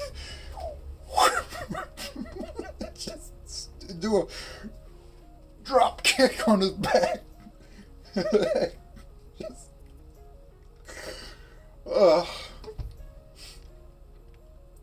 Too little, too late, though, and he's overpowered in a matter of seconds. Sent flying back into the hallway. just throw his ass out the window. Whew. Anon, what is happening here? Why are you taking your clothes off? Wait, off? Oh God, she thinks that we're about to fuck. I want to speak up, but my tongue is just as frozen as the rest of my body. Thankfully, Stella does. This isn't what it looks like. Could have been less of a cliche, but that's essentially true. I finished putting my shirt on, but can't otherwise add anything to the situation. Reed crawls back in through the door too, clutching onto his rib cage. Jeez, Rosa, I think you broke my ribs. Kinda deserve it. He too looks around and at us, his expression unreadable, though he does give me a stare of pity and disbelief, which hits me pretty bad. Rosa pays him a little attention, though, eyeing daggers at Stella and me. She's handling the current development shockingly well, considering that, well, she is Rosa. Maybe she remembers my call from last night. She closes the door, sealing the four of us in. Dude, out the truth now. Fang's on her way here. I would also like an explanation. Her words are simple, and her words are just. And yet all they do is evoke that ever-growing rebellion inside me. A dam can only hold so much water. I give one last weary sigh. Then with determination in my eyes I speak, addressing both Rosa and Reed. Sit down, both of you. What follows is my recollection of the past 32 hours. I tell them about the bet and the wager. I tell them about watching SAO together and that kiss. I tell them how confused and damned I felt about it. I tell them how I couldn't stop myself from messaging Stella that night. I tell them about what happened and the guilt I felt over it. I tell about my sharing the secret with Reed, turning him into my accomplice. And I tell the shame of the rooftop encounter. I tell about my doubts and I tell about my turmoil. I tell it all, and I tell it true. However, when it comes to the events of last night, I hesitate. Stella, who's been mostly silent up to this point, in a rare feat of courage, stands up. She takes my hand and continues the story from her point of view. She turns to Rosa, apologizing for what she said, and claiming that it was both because of her pent-up feelings and because of what I said, but also because she was done with people looking down on her for unconventional interests. Stella then details that for years, now that she's been feeling like an outcast, that she's had no real relationships with anyone, friendship or more. She knew that what she did was wrong, and yet she couldn't let it go. That yes, she was looking for a boyfriend, any boyfriend, but that it wasn't the case anymore. The sex part ends up being omitted, although Stella ends her speech with a thought that very well could have been said by me too. I have no excuses, and I won't but I won't say that all I did was wrong. The other duo takes our words in a mute stupor. They look at each other, and then back to us. Nobody breaks the silence. It lingers between us for a good while, until another set of knocks can be heard from the door. They're a lot softer this time around, and I have a pretty good guess on who they might belong to. An icy hand claws into my guts. With my emotions spent, all that remains is the guilt. Rosa walks to the door, opening it without a word. On the other side stood none other than Fang, in a way that I've never seen her. Unsure. Tentative. She was clutching onto one of her arms, looking in our direction meekly, but more so at the floor. There's no need for questions. She's obviously heard our confession. She walks in, Rosa closing the door behind her as if it was an omen, nailing the coffin shut. Fang stands before me, finally finding in herself to look me in the eye. There are no tears, but her gaze screams pain. She feels betrayed, and rightly so. I was the one that could put her faith, her trust in. I was the one that she could put her faith, her trust in, and I've gone ahead and to throw it away brazenly. There are no words between us. She doesn't ask me if this is a joke, or if I even loved her at all. She doesn't blame me. She doesn't shout at me. To her, I'm now just part of the painful past. Yet another object trophy to remind her to never trust anyone again. Just whatever justification I've had towards the fling with Stella, none of that seems to matter now. Even if I did save one life, I've ended another. I've picked her up and let her down in the worst way possible. I want to apologize, but it seems all so pointless now. Hey, I shot your dog, but you can keep it. I don't imagine there's any combination of words in the English language that would help the situation, though I'd be more than willing to speak them for Fang's sake. A few seconds later, she turns to Stella, whose hand I'm still holding on to. There's a wordless back and forth between them, one that I cannot fathom to comprehend. Who could Stella be looking at, really? Fang or Lucy?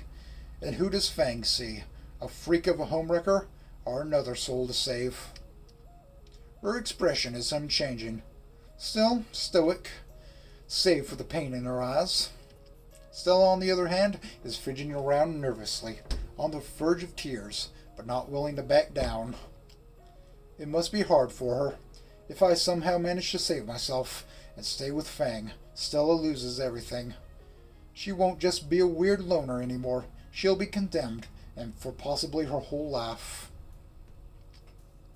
But if she wins me over, we're a horrible couple of cheaters. Not that we aren't, regardless. Fang's silent inspection continues for a bit, ending with a rugged sigh. She turns away from us, sitting down on a more or less empty chair, away from the rest of us, looking at the floor once again, cradling her hands in her lap. Her voice is soft, barely audible. It breaks my heart to see her like this. I knew something might be up. She turns to read. Yesterday, when you kept me from classes, I knew something had to happen, because you never put that much effort into one single thing otherwise. He looks away embarrassed. Reed probably didn't consider that he'd be the one to raise suspicion in Fang. I don't blame him one bit, though. He was more than helpful. Although that might make it worse for him, that he chose to side with a confessed cheater and liar rather than his friend, and that it was all for nothing. I feel a pang of pride that my girlfriend is so sharp and clever, but it turns to a spike of pain rather quickly. I cannot claim to be her boyfriend anymore, not even her friend, probably. But I never would have thought.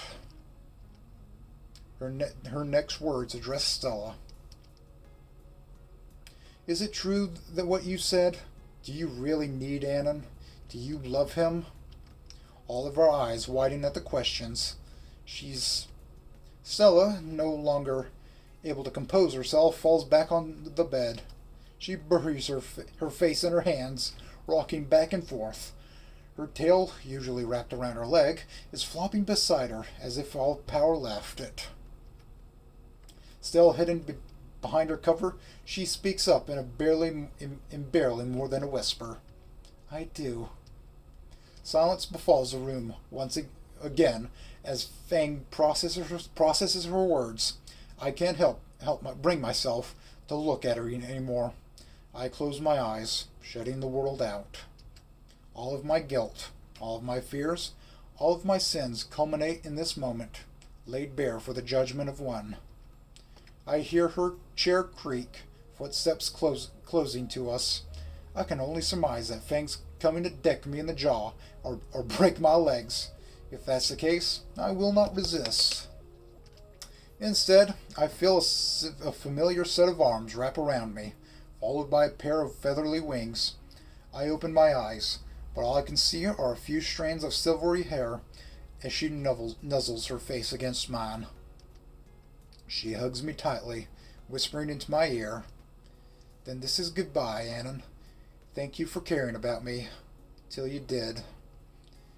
I can't muster a response, my insides twisting up painfully. She lets me go and moves to Stella. You can be a big retard, but please take care of him. And if you don't, so help me.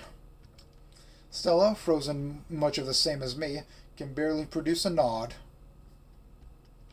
With that, Fang takes not another moment, leaving without a further thought spared on our miserable company.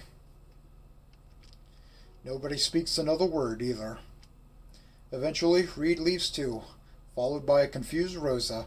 She looks back, as if she wants to say something, but decides not to. The door is now closed.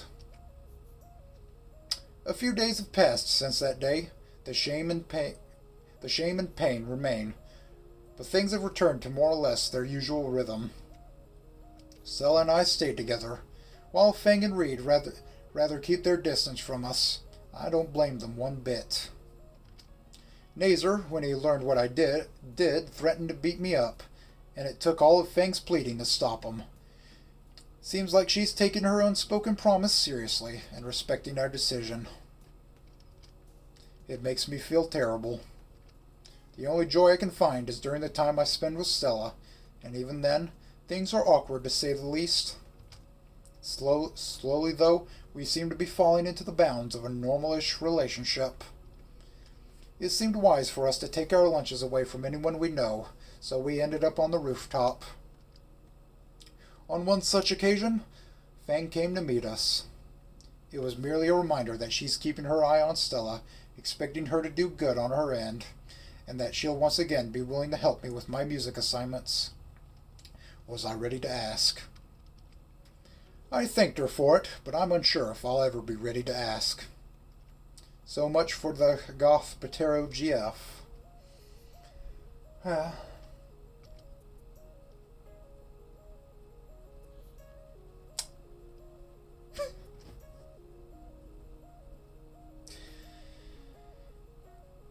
Well, that got depressing. I think I got maybe one or two more after this.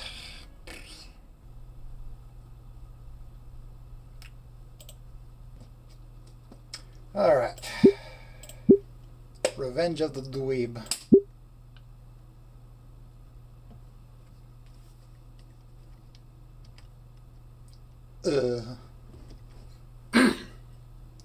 Where is it? It's too late for this shit. If I didn't have to tutor those brats today, I could have taken an earlier flight.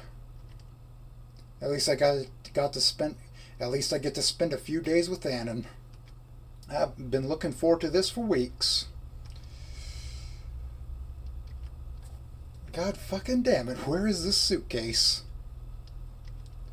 Ugh. There it is. piled under a fuck ton of other bags. Good thing I didn't pack anything fragile, but not too fragile. There, got it. Passing through the gate, I spot a bald human carrying a sign reading Fang Aaron, surrounded by crudely drawn hearts. Aw. Sweet Raptor Jesus, his penmanship is still atrocious. That's the way we are, baby. Oh, look at him. He hasn't spotted me yet. Why don't I surprise him for a bit? Surprise him a bit. I circle around my prey using the hordes of people arriving and departing as cover. Dad was right about humans. They can't see shit.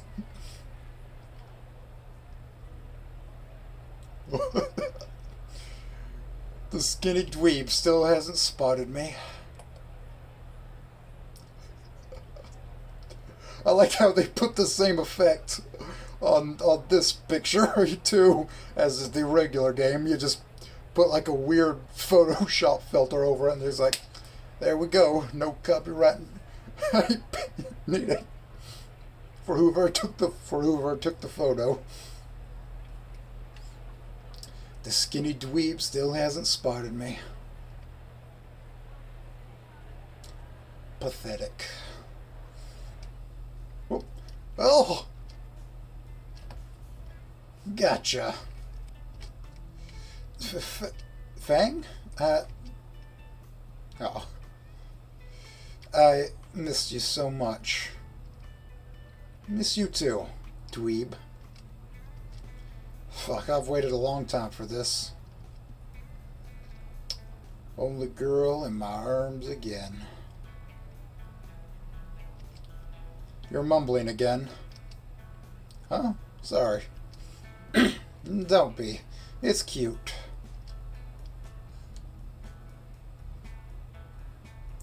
How was the flat?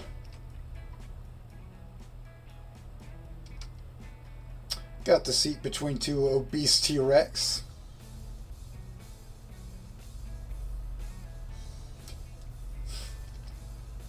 And it flashes his shit-eating grin and starts chuckling like a retard. How was the smell? You don't want to know. Can we go fetch a taxi? I want to get out of this airport. Of course. Come on. We leave the airport hand in hand. Hannon shows an unusual assertiveness as he raises his hand high to hail a taxi. One comes screeching to a halt right next to us. I stuff my luggage in the trunk of the taxi and join Annan on the back seat. Where to, kids?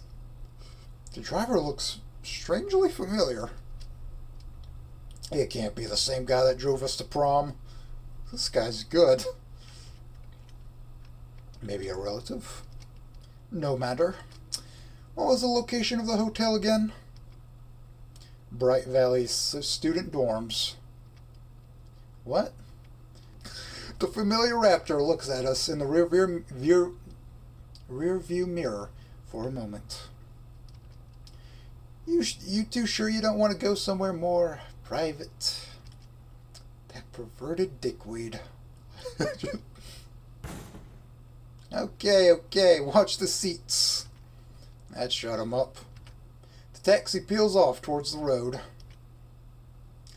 and is now going way over the speed limit. That's a familiar sight to me. The driver made a point, though.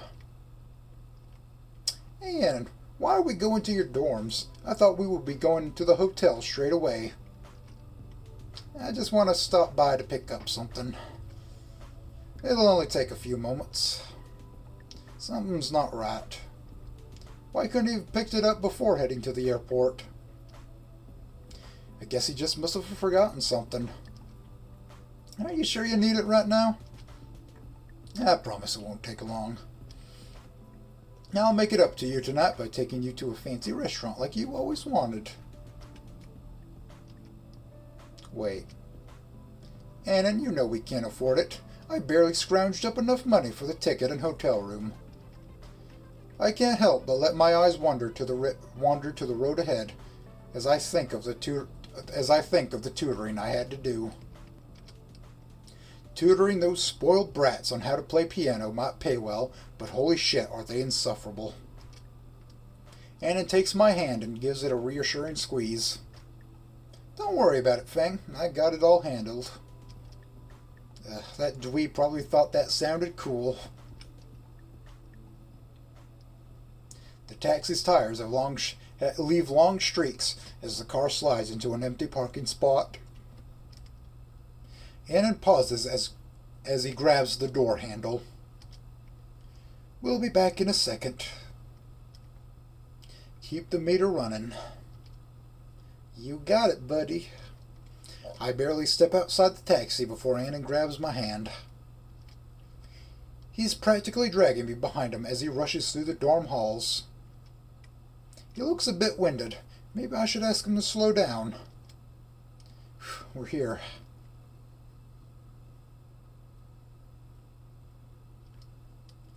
This is your dorm, Annan?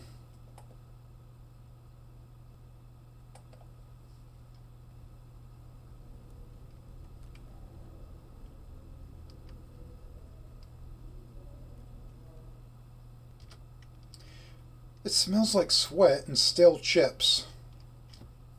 That's the way we do things, baby. Ugh.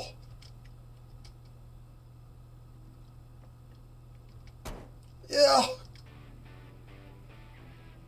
Who's laughing now?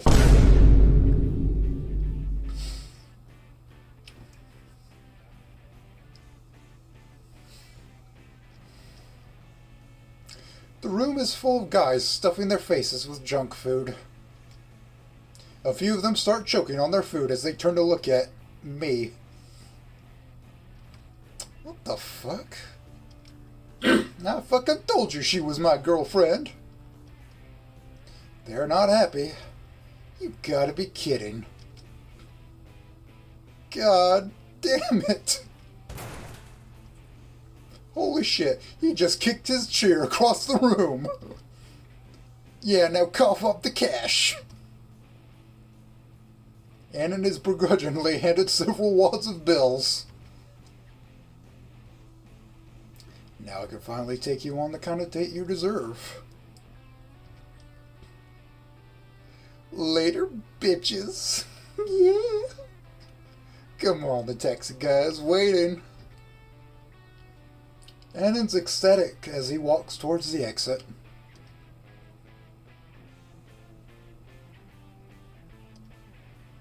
They're still staring at me. I begin waving awkwardly at them. Hi. Want an NTR, Annan? Just with me? Okay, I'm don't. Bye, guys. Nice to meet you all.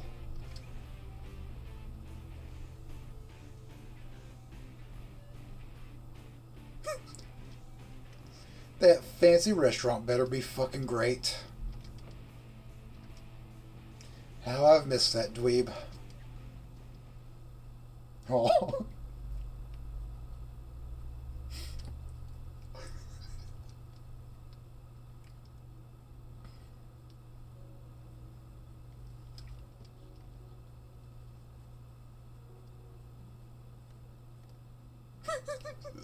Well, that was a short one. Bye.